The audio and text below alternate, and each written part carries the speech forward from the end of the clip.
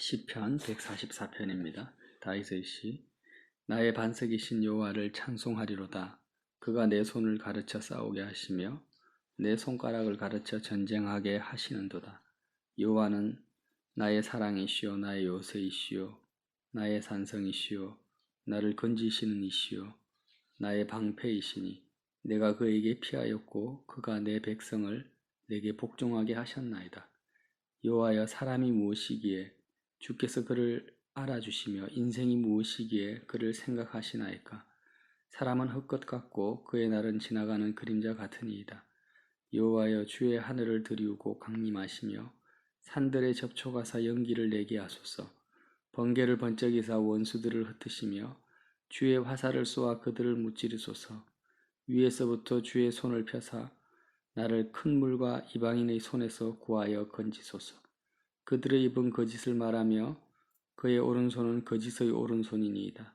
하나님이여, 내가 주께 새 노래로 노래하며 열줄 비파로 주를 찬양하리이다. 주는 왕들에게 구원을 베푸시는 자시요 그의 종 다윗을 그 해하려는 칼에서 구하시는 자시니이다. 이방인의 손에서 나를 구하여 건지소서. 그들의 입은 거짓을 말하며 그 오른손은 거짓의 오른손이니이다. 우리 아들들은 어리다가 장성한 나무들과 같으며 우리 딸들은 궁전의 양식대로 아름답게 다듬은 모퉁이돌과 같으며 우리 곳간에는 백곡이 가득하며 우리의 양은 들에서 천천과 만만으로 번성하며 우리 수소는 무겁게 실었으며 또 우리를 침노하는 일이나 우리가 나아가 막는 일이 없으며 우리 거리에는 슬피 부르짖음이 없을진데 이러한 백성은 복이 있나니 여호와를 자기 하나님으로 삼는 백성은 복이 있도다. 아멘. 참 놀라운 고백을 하고 있는데요. 나의 반석이신 여호와를 찬송하리로다. 이 반석이라는 것은 내가 의지하는 대상, 내가 기대고 서 있는 그 장소를 말하고 있는 거죠. 다윗이 왕이지만 모든 것을 다 가지고 있는 자지만 오직 여호와만을 그의 반석으로 의지하고 붙들고 있고 그 상태 자체, 그렇게 나의 반석 되신 여호와를 찬송하고 있다라는 것은 하나님께서 다윗을 통해서 우리에게 주시고자 하는 가장 강력한 메시지 중에 하나입니다. 그가 내 손을 가르쳐 싸우게 하시며 손가락을 가르쳐 전쟁하게 하시는도다. 이게 시적인 표현이지만 과장된 표현도 아니고 은유적인 내용도 아닙니다. 다윗의 손을 가르쳐 싸우게 하시고 인간이 가장 자신의 모든 에너지를 총동원해서 모든 신경과 생각을 집중시켜야 되는 그 일이 뭐냐면 전쟁입니다. 전쟁할 때 나의 목숨까지 다 걸어야 되는 거죠. 그런데 다윗이 어떻게 전쟁을 합니까? 나의 반석 되신 여호와가 내 손을 가르쳐 싸우게 하시고 손가락을 가르쳐 전쟁하게 하시는도다. 이 말씀은 다윗의 손이나 손가락조차도 하나님께서 움직이신다라는 거예요. 다윗 자신이 자기 손으로 칼을 들고 적을 죽이는 것이 아니고 다윗의 손가락 하나하나의 움직임까지도 반석 되신 여호와께서 다윗의 손가락을 움직여 나가신다라는. 그러니까 나를 통해서 그리스도가 사시는데 내가 사는 것이 아니라 그리스도께서 다윗을 통해서 사시는데 손가락의 움직임 하나까지도 주님이 움직여 가시면서 그렇게 사시고 전쟁도 그렇게 한다라는 것입니다. 근데 어떻게 이런 삶이 가능한가? 2절에 여호와는 나의 사랑이시요 나의 요새시요 나의 산성이시요 나를 건지시는 이시요 나의 방패이시니 내가 그에게 피하였고 그가 내 백성을 내게 복종하게 하셨나이다. 그래서 항상 시편에서 반복되는 내용이죠. 여호와는 나의 사랑이라는 말씀은 말 그대로입니다. 하나님만이 사랑이시고 사랑은 하나님께 속한 것이죠. 다윗의 마음에서는 하나님을 떠나서는 사랑이라는 것이 존재하지가 않습니다. 내가 아무리 아름다운 여인을 만나고 마음에 드는 친구를 만나도 그 여인과 친구의 사랑이 하나님 안에서 이루어지는 것이 아니라면 그것은 사랑이 아니라는 거죠. 여호와를 떠나서는 내가 하나님을 먼저 사랑하고 하나님으로 즐거워하는 그 심령이 서로 간에 있지 않고서는 그건 사랑이 아니라는 거죠. 여호와가 나의 사랑이시다. 나의 요새시다. 나의 산성이시다. 이런 표현을 볼 때 이 다윗의 고백을 우리가 들을 때 반드시 전제 조건이 있다는 것을 명심해야 됩니다. 이런 고백은 누구나가 다 할 수 있는 고백이 아니라는 거죠. 어떤 전제 조건이냐? 방금도 말씀을 나눈 것처럼 여호와는 나의 사랑이다 할 때 오직 여호와만 나의 사랑이라는 거예요. 여호와 외에는 다른 것이 사랑이 없다라는 고백이 전제 조건으로 깔려 있다라는 겁니다. 여호와가 나의 요새라고 할 때 여호와 외에는 나의 요새가 없는 거예요. 오직 여호와만이 산성이시고 나를 건지시는 이시다. 이 고백도 마찬가지죠. 그 누구도 나를 건져줄 수 있는 사람은 없다. 근데 오직 하나님만이 나를 건지시는 이시다. 이렇게 이해를 해야 된다는 겁니다. 그래서 왜 이 내용이 중요하냐면 자, 앞에 여호와께서 내 손을 가르쳐 싸우게 하시고 손가락을 가르쳐 전쟁하게 하신다. 하나님이 나를 통해서 그리스도가 나를 통해서 사시는 삶, 내가 사는 것이 아니라 주님이 나를 통해서 사시는 삶이 이루어지려면은 바로 하나님만이 나의 산성이시고 요새시고 나를 건지시는 자가 되어야 된다라는 겁니다. 이게 되지 않으면 주님이 나를 통해 사실 수가 없어요.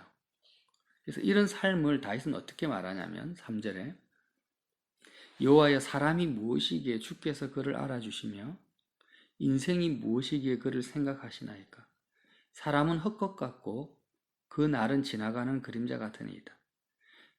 다윗이 생각하기에는 이 사람이라는 존재 자체가 기껏해야 90, 100살, 100살도 못 살죠. 그런데 기껏 그런 헛것 같고 그림자 같은 그런 인생, 날마다 밥만 먹고 죄만 짓고 자신의 욕심을 쫓아서 돼지처럼 살다가 그냥 죽어버리는 그런 대부분의 인생들인데 그렇게 살 수밖에 없는 나의 인생이었는데 어떻게 하늘에 계신 창조주 하나님이 나의 몸을 통해서 살아가시냐라는 겁니다. 이게 기가 막히다라는 거죠. 다윗이 목동이다가 왕이 된 것이 기가 막힌 것이 아니고요. 그가 골리앗을 이기고 블레셋을 물리친 것이 놀라운 것이 아니라 정말 다윗 입장에서는 인생, 허탄한 인생, 정말 의미 없는 인생입니다. 이 세상에서 어떤 부귀영화를 가지고 업적을 이룬다 해도 그것이 다 부질없어요. 잠언이나 전도서에 나타난 것처럼 헛된 거예요. 솔로몬은 모든 것을 다 이루었지만 전도서를 썼지 않습니까? 인생이 정말 헛되다고. 그런 인생인데 정말 놀랍게도 다시 생각하기에 어떻게 이렇게 그림자 같은 인생을 통해서 내 몸을 통해서 하나님이 사실 수 있냐라는 겁니다. 이게 정말 놀랍다라는 거예요. 그래서 하나님이 어떤 분인가? 사람은 흙것 같고 지나가는 그림자 같은데 여호와여 주의 하늘을 들이우고 강림하시며 산들에 접촉하사 연기를 내게 하소서. 번개를 번쩍이사 원수들을 흩으시며 주의 화살을 쏘아 그들을 무찌르소서. 그러니까 하나님은 하늘에 계시고 하늘에서 강림하시고 번개를 내시고 번쩍이고 연기를 내시면서 임하시는 그 하나님. 다윗이 생각하는 그 여호와 하나님은 정말 이거는 말로 표현할 수가 없는 우리가 이제 구약에 보면 모세가 시내산에서 하나님이 번개 가운데 구름 가운데 시내산에 강림하지 않습니까? 그런 여호와 하나님을 하나님께서 그 여호와께 죄인의 몸으로서 접촉만 해도 바로 죽어버리지 않습니까? 그렇게 거룩하시고 창조주 하나님이 어떻게 이 비천한 나의 몸을 통해서 나와 함께 동행하시며 특별히 내가 사는 것이 아니라 그 하늘에서 이 땅에 내려오신 그 주님이 나를 통해 사실 수가 있냐라는 것입니다. 그게 너무 놀랍다라는 거죠. 그래서 우리가 반드시 알아야 될 것은, 실감이 안 되지만 분명히 알아야 될 것은, 인생을 살아가면서, 인간이 이 땅을 살아가면서 가장 위대한 일은요, 세종대왕이 한글을 창조한 것도 아니고 에디슨이 전구를 발명한 것도 아닙니다. 세계 최고의 부자가 되는 것도 아니고 대통령이나 왕이 되는 것이 아니에요. 내가 연약한 여자이고 사람들이 알아주든 못 알아주든 정말 하나님이 나를 통해서 사신다라는 거, 이것보다 더 위대하고 놀라운 일이 없는 거예요. 사람들은 근데 이 비밀을 알지를 못합니다. 한번 생각해 보십시오. 지구를 티끌처럼 여기시는 그 하나님, 우주보다 크신 하나님이 내 몸을 통해서 당신의 뜻을 이루어 가신다라는 것을 생각해 보십시오. 이것보다 더 위대한 삶이 어디 있습니까? 그런데 이 놀랍고 영광스럽고 존귀한 삶은 어떤 사람이 살 수 있냐라는 것입니다. 뭐 지식이 많고 권력이 많은 사람이 삽니까? 대중의 지지를 얻은 사람이 삽니까? 재벌들이 삽니까? 그렇지가 않죠. 이렇게 가장 인간으로서 살 수 있는 위대한 삶은 어떤 사람이 사는가? 오늘 2절 말씀이라는 거죠. 오직 여호와만이 나의 사랑이시고 나의 요새시고 나의 산성이시고 나를 건지시는 이라고 고백하는 것입니다. 다른 것은 나의 산성과 방패가 아닙니다. 오직 그에게만 피하였고 하나님에만 나의 피난처가 되신다라는 거죠.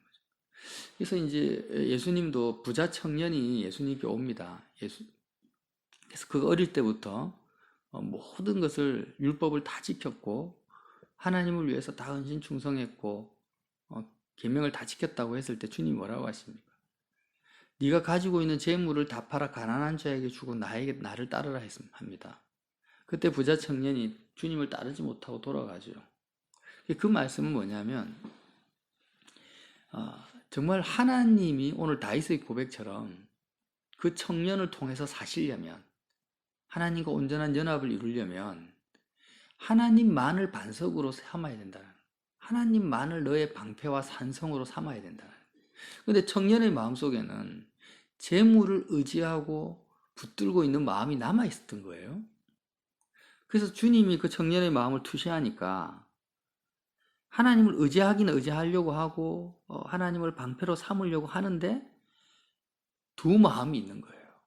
오직 아까 제가 말한 것처럼 전제 조건이 맞지가 않는 것입니다. 오직 하나님만을 요새요 산성으로 다윗처럼 삼지 않고 있는 겁니다. 그래서 그 방해거리, 그거를 지적을 하신 거죠. 네가 가지고 있는 그 재물을 팔아버려라. 의지하지 말라는 것입니다. 그것을 붙들지 말고 하나님만을 너의 요새와 산성으로 삼으면 그때 어떤 일이 벌어지냐? 하나님께서 너의 손가락을 가르쳐 전쟁하시고 손을 가르쳐서 적들을 물리치실 것이다. 하나님이 너를 통해서 사시는 삶이 이루어질 거다.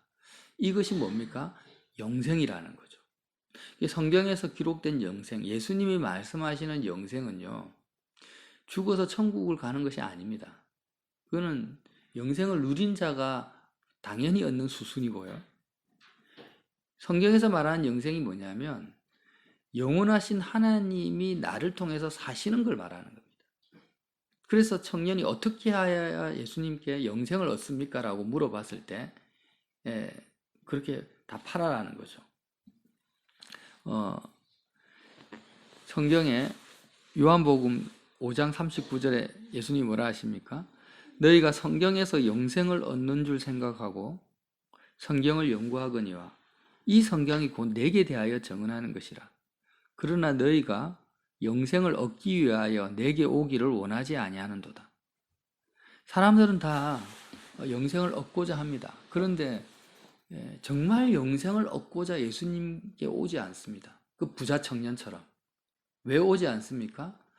예수님만을 산성과 방패와 요새와 건지시는 자, 피할 피난처로 삼기를 원하지 않는다라는 거예요. 예수님을 의지하기를 원합니다. 그런데 다른 것도 있어야 된다는 거죠. 다른 걸 버리질 못하는 거예요. 그래서 주님이 제자들에게 나를 위하여서 부모나 형제나 전토나 이런 것들을 버린 자는 이 땅을 살아가는데 영생을 얻지 못할 자가 없다라고 말씀하시지 않습니까? 바울이 지금 오늘 사실은 영생을 찬양하고 있는 거예요. 그래서 7절에 위에서부터 하늘에서부터 주의 손을 펴사 나를 큰 물과 이방인의 손에서 구하여 건지소서. 다윗이 오직 하나님의 손, 여호와의 손만을 의지하고 있다라는 거죠. 큰 물이라는 것은 세상의 큰 물결을 말합니다. 세상 풍조, 흐름. 그 이방인의 손, 하나님을 알지 못하는 그 사람들의 손에서 나를 구하여 건지시는 분은 위에서부터 강림하셔서 나를 통해서 사시는 하나님 외에는 없다라는 겁니다. 이런 상태, 영생을 누리는 상태를 9절에 하나님이여 내가 주께 새 노래로 노래하며 10줄 비파로 주를 찬양하리이다. 이걸 다시 찬양하고 있는 거예요. 주는 왕들에게 구원을 베푸시는 자요 그의 종 다윗을 그 해하려는 칼에서 구하시는 자니시니이다.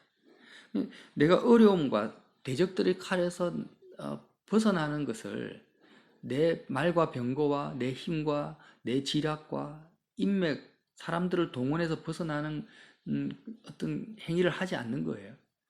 오직 모든 어려움과 곤란한 상황에서는 하나님만이 나를 건지시는 자시라는 것을 다시 고백하고 노래한다는 거죠. 이거는 정말 다윗이 이것을 노래한다는 것은요 정말 놀라운 일이고, 이 고백이 우리의 고백이 되어야만이 우리도 역시 영생을 누릴 수가 있다. 우리는 무엇이 없거나 힘이 약하거나 의지할 데가 없을 때 기도를 하죠. 대부분 정말 모든 것을 다 가진 상태에서 하나님만이 나를 건지시는 이라고 입으로만 고백하는 것이 아니라 실제 삶에서 하나님만을 전적으로 나의 산성과 요새로 의지한다라는 것은 이거는 은혜가 아니고서는 불가능하다라는 겁니다. 그래서 계속해서 반복하는 말씀이 있습니다. 어떤 말이냐면 8절에 그들의 입은 거짓을 말하며 그의 오른손은 거짓의 오른손이니이다. 11절에도 이방인의 손에서 나를 구하여 건지소서. 그들의 입은 거짓을 말하며 그 오른손은 거짓의 오른손입니다. 왜 다윗이 그들의 입은 거짓을 말한다고 할까요? 어떤 거짓을 말하는 걸까요? 하나님 말고 다른 것도 의지할 것이 많다라고 말하는 거예요. 하나님만이 사랑인데 하나님 말고도 사랑을 노래하는 겁니다. 그게 다 거짓말이라는 거죠.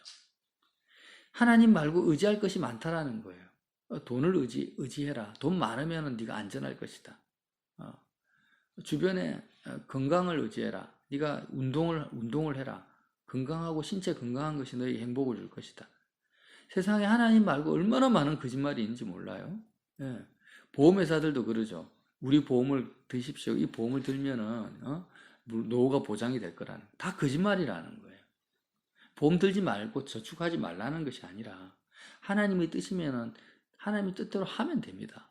그런데 아무리 내가 보험을 많이 들고 저축을 하고 물질이 있다 할지라도 내 마음에서 그것을 의지하는 마음이 있고 그것을 나의 산성이요 요새요 피난처로 삼고 있는 마음이 있다면 그 사람은 영생을 누릴 수가 없습니다. 주님이 그를 통해서 사실 수가 없다라는 거예요. 내가 자녀가 많고 일가 친척이 형제들이 많으면 좋죠. 하나님의 은혜입니다. 그런데 내가 내 마음속에 자녀나 부모나 형제를 의지하거나 그를 나의 피난처로 삼는 마음이 있다면, 주님만을 의지하지 못한다면 나는 이 땅을 살아가는 동안 영생을 누릴 수가 없다라는 거예요. 주님이 나를 통해서 내 손가락을 움직일 수가 없는 것입니다.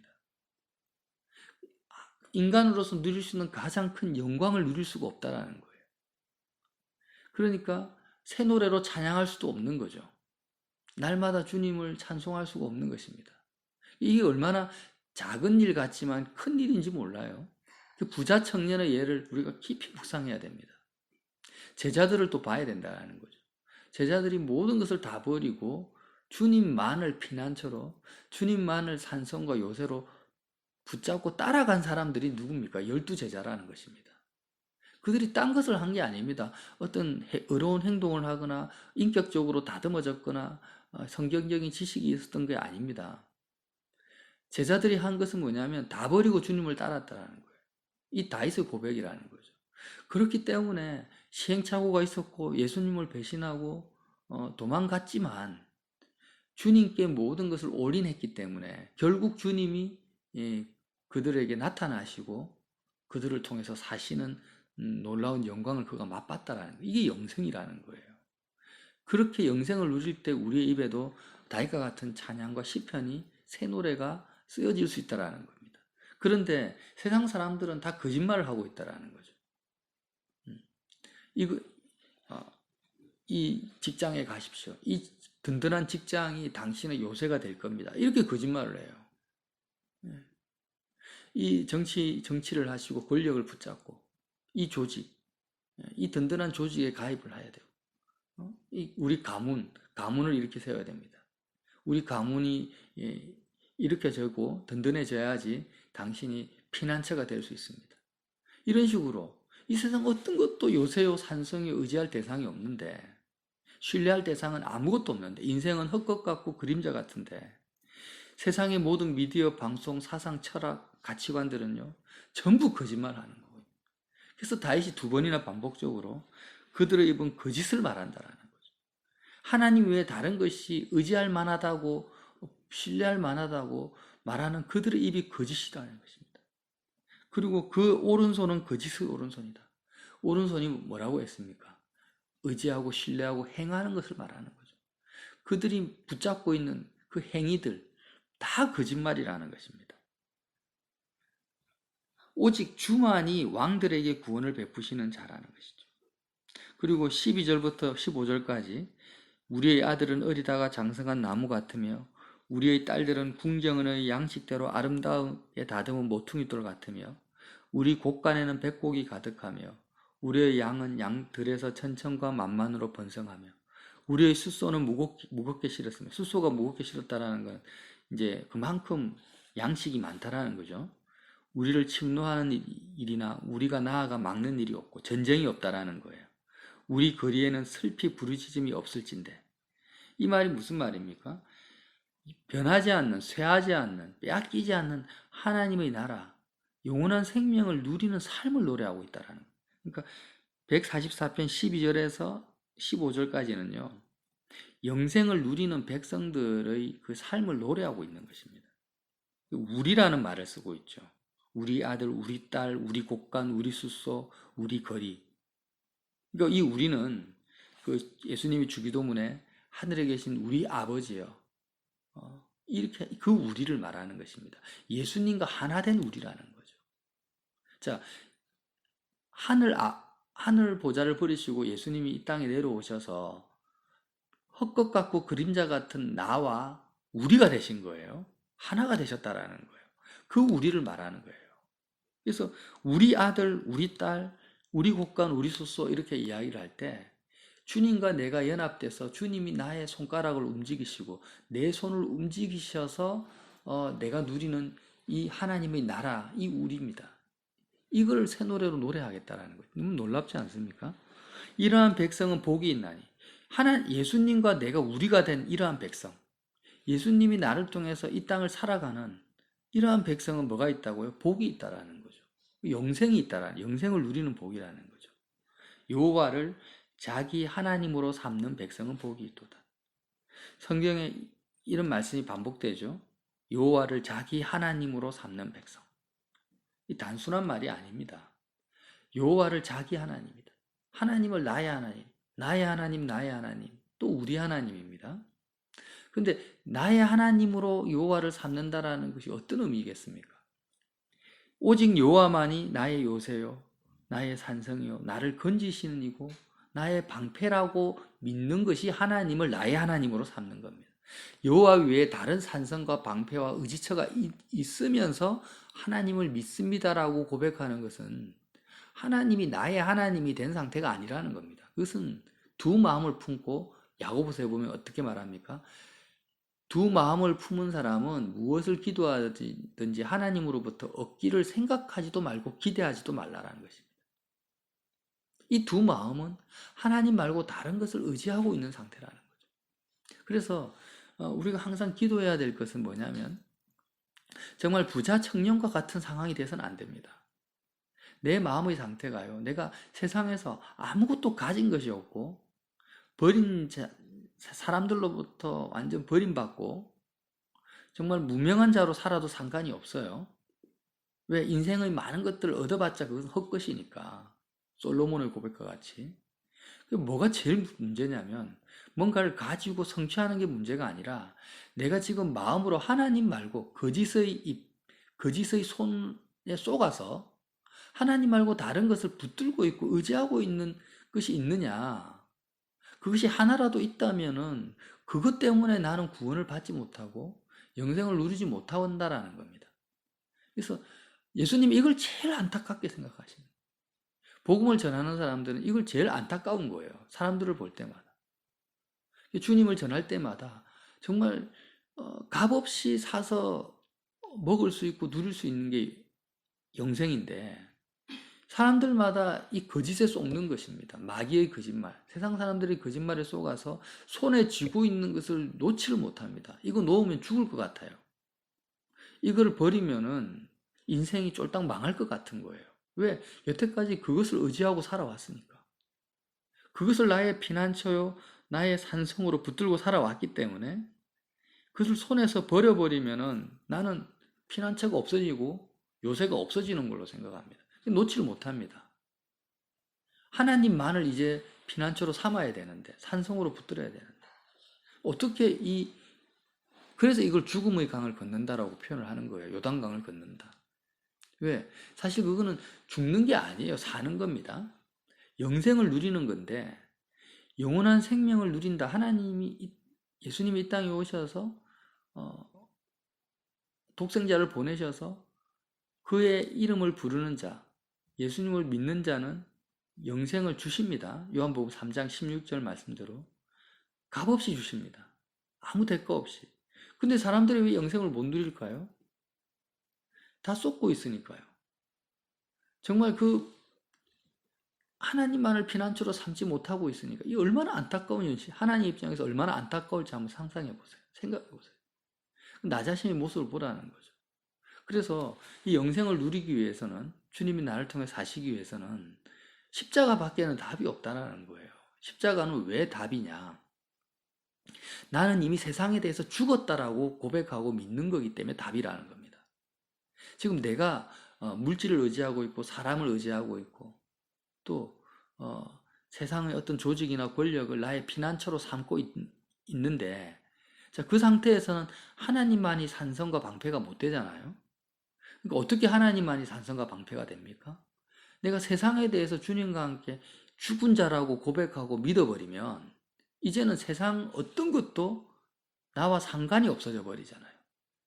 관계가 다 끊어져 버리니까 이제는 하나님만이 나의 피난처요 산성이요 나를 건지시는 이가 돼버린다라는 거예요. 십자가를 통과하게 되면.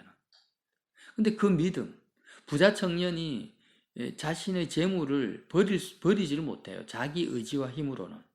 그런데 십자가 사건을 이제 경험하고 그리스도의 죽음이 나의 죽음이라고 믿어지는 순간 그 재물과 부자 청년의 그 관계는 끊어져 버립니다.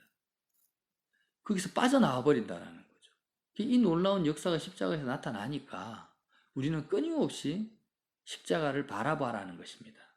이 십자가를 바라보는 그 시선이 멈춰버리면 어떤 일이 벌어지냐면 또 눈에 보이는 것을 나의 피난처로 삼아버리고 손에 잡히는 것을 나의 방패로 붙든다라는 것입니다. 십자가를 바라보는 시선이 끊어지는 순간. 그래서 항상 우리는 자, 돈이 있어야 되죠. 예, 돈이 없이 다 살 수는 없는 거죠. 특별한 경우가 제외하면 또 직장에 가서 돈을 벌어야 되고 내가 자녀나 부모와 관계를 가지며 살아야 됩니다. 자녀를 고아원에 보낼 수 없는 거예요. 그런데 자녀가 있고 가정이 있고 다윗처럼 왕이니까 모든 것을 다 가지고 있어요, 다윗이. 그런데 어떻게 하면은 내가 마음으로 정말 이 모든 것을 주님의 뜻대로 내가 쓰고 내가 주님이 나를 통해 사실 수가 있는가? 십자가 생활화 외에는 답이 없습니다. 그래서 우리가 오늘도 이 다윗의 시편을 묵상하면서 어떻게 해야 되겠습니까? 반복적으로 우리 스스로에게 생각해요. 내가 지금 인생을 살아오면서 거짓말에 계속 속아왔다. 어떤 거짓말인가? 제가 말씀드렸죠. 그 이방인의 거짓말, 거짓의 오른손, 그들의 입은 거짓을 말하며 그들의 손은 거짓의 손입니다. 라고 계속 우리가 우리 자신의 마음속에 세뇌시켜 가면서까지 고백해야 됩니다. 그리고 진실된 길은 십자가밖에는 없습니다. 십자가를 내가 붙드는 이유는 다윗의 고백입니다. 오늘 이거 하나만 정리하자는 거죠. 우리가 십자가를 붙드는 이유는 2절 말씀이에요. 여호와만이 나의 사랑이시요 여호와만이 나의 요새시요 여호와만이 나의 산성이시요 여호와만이 나의 건지시는 자시요 여호와만이 나의 방패시고 내가 오직 여호와께만 피하고 여호와만을 나의 안식처로 삼기 위해서 십자가만을 붙들기 원한다라는 겁니다. 그래서 이렇게 할 때 그가 내 백성을 내게 복종하게 하셨나이다. 왕으로서 백성을 다스리는 일이 얼마나 힘들겠습니까? 백성 가운데에서는 한두 명도 아니고 구테타를 일으키는 사람도 있고 대적자들도 있고 온갖 사람들이 다 있습니다. 그런데 다윗이요 여호와만을 방패로 삼고 의지할 때 여호와께서 그 많은 백성들을 다윗의 말 한마디에 복종시켜 버린다는 겁니다. 다윗의 말 한마디에 다 하나님이 복종을 시켜버려요. 하나님이 다윗을 통해서 전쟁을 하십니다. 그래서 우리가 이 땅을 살아가는 동안 이 놀라운 영광을 오늘도 누릴 수가 있습니다. 아주 간단하죠. 영생을 누릴 수 있어요. 영생을 누리는 방법이 너무나 단순한데 이 단순함을 사람들이 알지 못하고 누리지 못하는 것은 거짓말에 쏟고 있다. 이 사실을 반드시 기억하시고 내 속에 있는 모든 거짓을 빛 대신 예수님이 다 물리쳐 주시기를 그렇게 기도하시는 아침이 되시기를 예수님 이름으로 빌어드립니다.